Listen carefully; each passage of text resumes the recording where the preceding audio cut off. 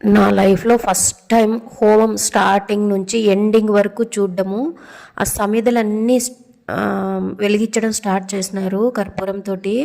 ఎంత పీస్ఫుల్గా, ఎంత మనసు ప్రశాంతంగా ఉందంటే, తక్కువ మందిని పిలిచినారంటే అమ్మలక్కలు అక్కడికే లోకంలో లేని సమస్యలన్నీ మాట్లాడుతూ ఉంటారు.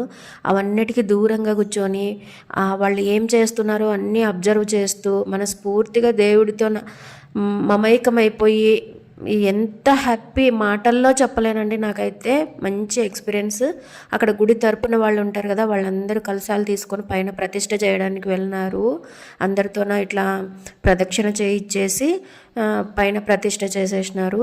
సూపర్ అంటే సూపర్గా జరిగిందండి. చాలా ప్రశాంతంగా, ఏ హడావుడి లేకుండా ఎంత నీట్గా జరిగిందంటే, మీరు గమనిస్తే అది ప్రజ్వలన పెరుగుతూ ఉంటే ఫ్యాన్ అదంతగా అదే తిరుగు